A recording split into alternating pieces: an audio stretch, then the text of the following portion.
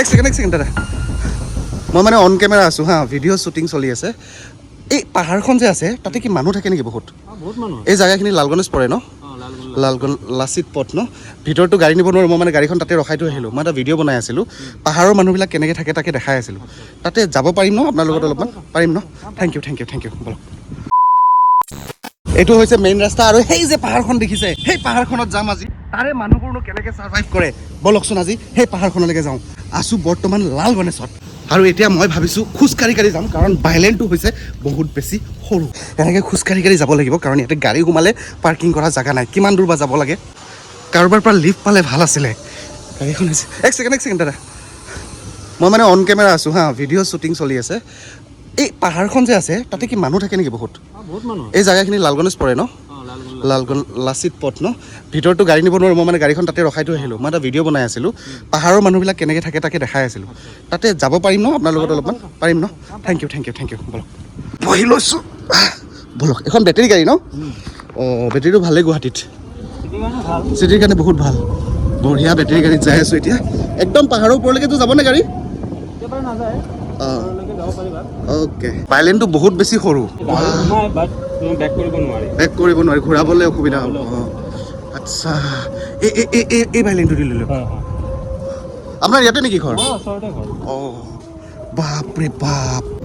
আৰু এনেকৈ স্কুটিত লিভ লৈছোঁ দাদা এজনৰ পৰা, গৈ আছোঁ। বা বেলেগ গ'লি দেখোন। বাইলেন চাওক না, ইমান বাইলেন, বহুত ভিতৰত আহিছোঁ আমি। অঁ, ভিতৰতো দোকান আছে। আচ্ছা,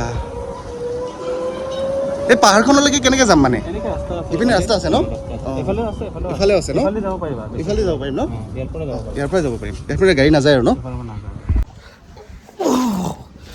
নামিছোঁ, থেংক ইউ। আপুনিতো ইয়াতে থাকে? Thank you. মই ইপিনে যাব পাৰিম ন? বলক এতিয়া খোজকাঢ়ি যাওঁ। স্কুটিখন ইয়াতে ৰখাই দিলে, আৰু ইয়াৰ পৰা স্কুটি নাযায়। অ' মাই গড, কেনেকৈ মানুহ থাকে চাওক গুৱাহাটীত।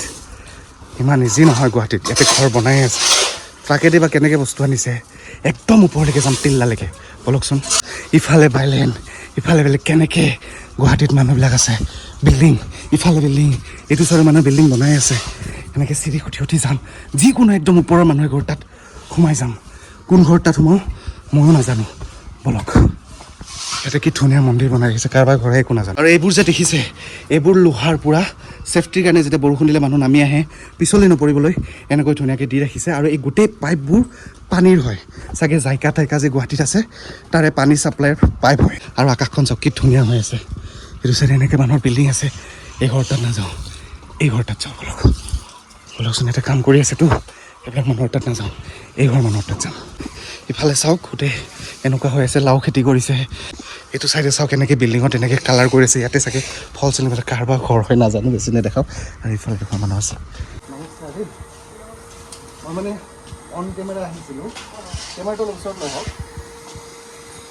ঘৰটো আপোনালোকৰ হয়? এই ঠাইখিনিৰ নাম কি? মানে লালগণেজৰ আৰু জেগাটো? অঁ, মই বহুত পাহাৰত উঠি আহিলোঁ। মই মানে অন কেমেৰা আহিছোঁ, কেমেৰা ৰেকৰ্ডিং চলি আছে। আপোনাক দেখিলোঁ, এইকাৰণে মাত দিলোঁ। এইখনতো পাহাৰ হৈ পুৰা, পাহাৰতে মানুহ ঘৰ বনাইছে।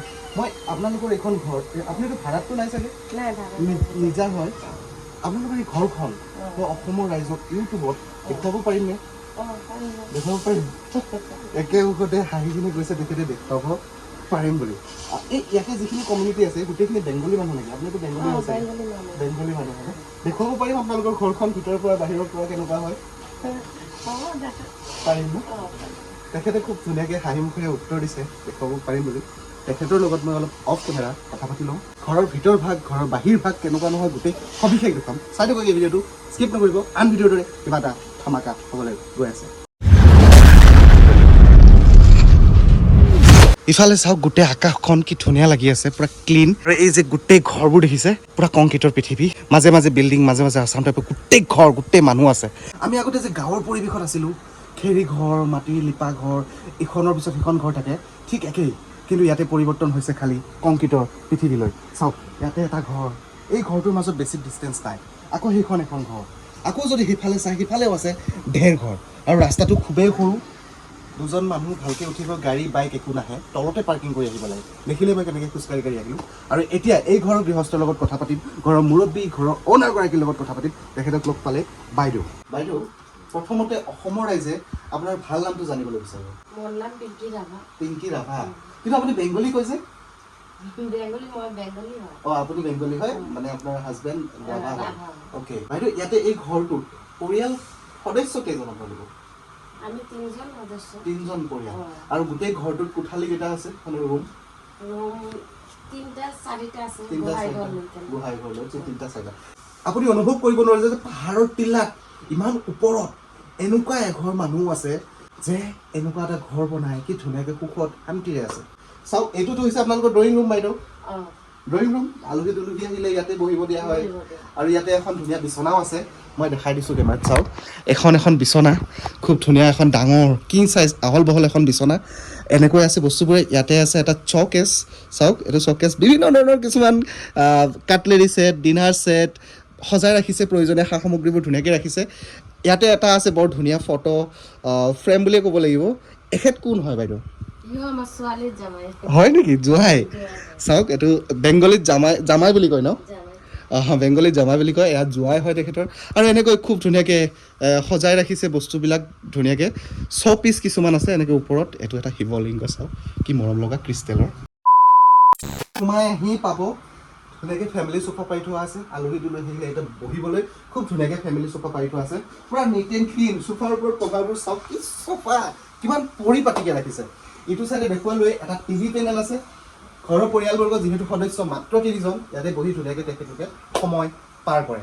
আৰু ওপৰত এনেকুৱা এখন চামচেট, চাটাৰ বুলি কয় বহুতে, কিছুমান প্ৰয়োজনীয় অপ্ৰয়োজনীয় সামগ্ৰী থাকে ন আমাৰ মিডিল ক্লাছ মানুহৰ ঘৰত, সেই বস্তুবোৰ ধুনীয়াকৈ প্ৰয়োজনীয় অপ্ৰয়োজনীয় সামগ্ৰীবোৰ ধুনীয়াকৈ তুলি ৰাখিছে। ওপৰৰ চিলিঙৰ কালাৰবোৰ চাওক, পূৰা একদম স্কাই ব্লু কালাৰত দিছে। এনেকৈ ফেন আছে আৰু ঘৰৰ গোটেই কালাৰ কম্বিনেশ্যনটো খুব ধুনীয়া, ভাল লাগিছে। আপোনাৰ হাজবেণ্ড তেখেতে কি কৰে?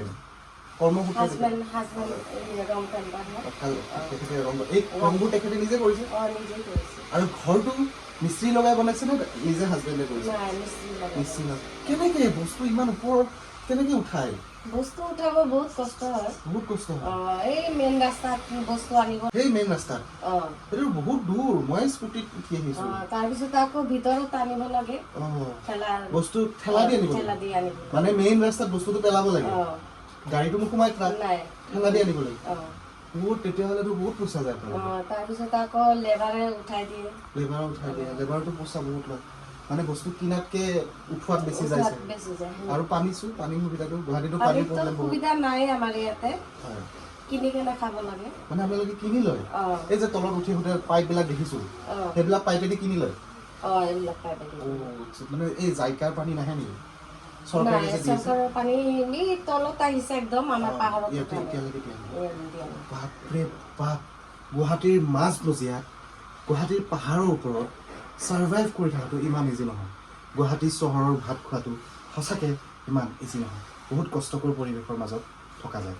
পানীৰ অসুবিধা, উঠি অহা অসুবিধা, বস্তু বাহানি তোলা অসুবিধা, ৰেচন পাতি আমাৰতো অসুবিধা।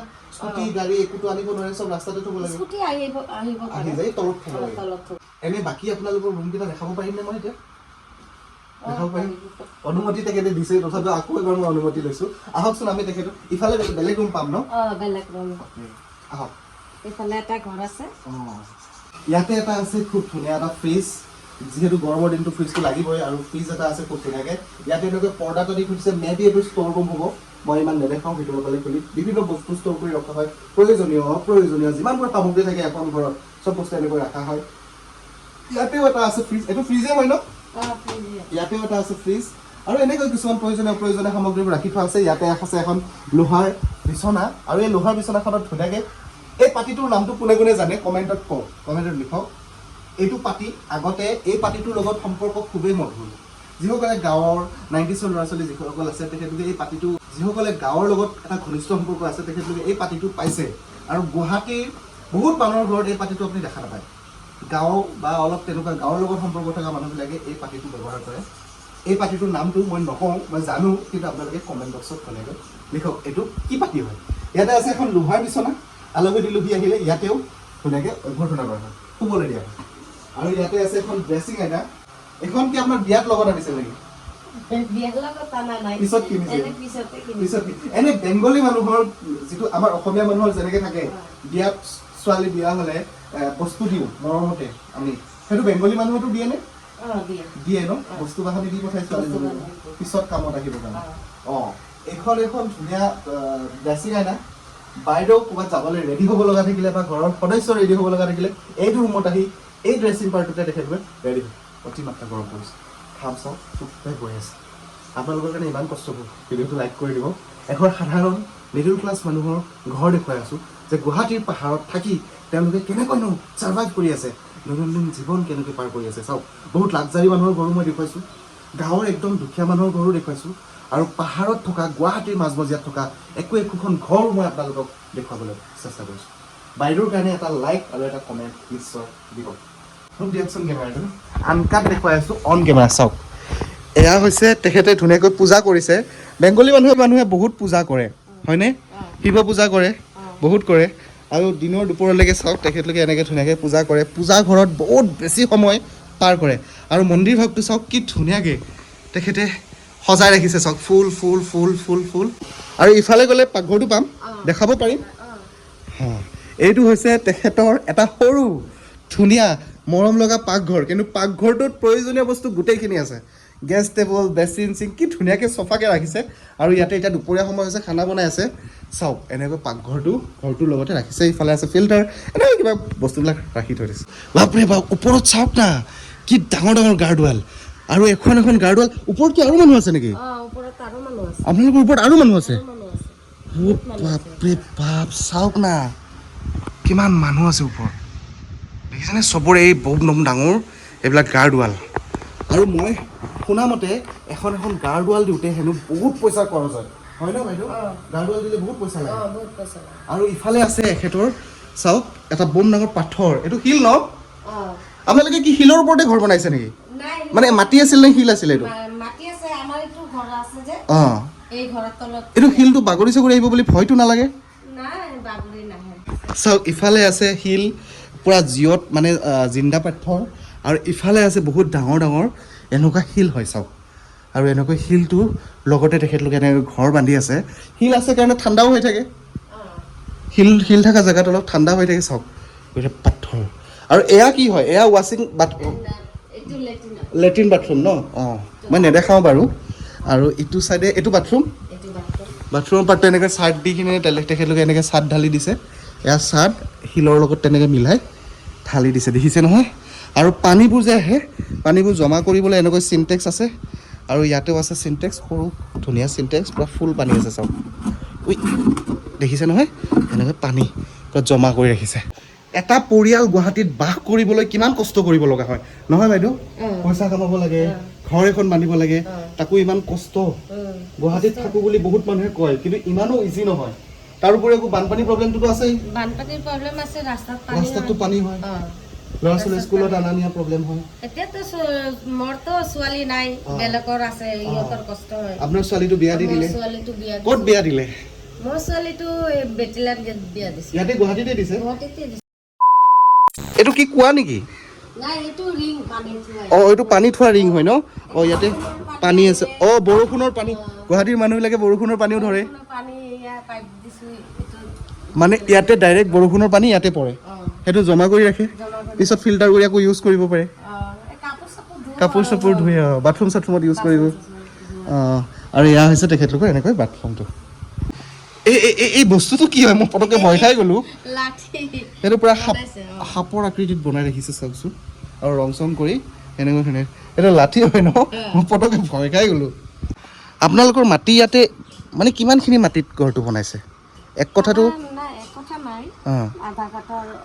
আধা কঠাতকৈ অলপ বেছি আছে সেনেকৈ মানে বাউণ্ডেৰী ৱাল দি চবে সেনেকৈ বনাই ৰাখিছে আৰু চাওক না কেনেকৈ বিল্ডিং বনাইছে ইয়াতে পাহাৰৰ ওপৰত আচৰিত নালাগেনে এইখনেই হৈছে গুৱাহাটী চহৰ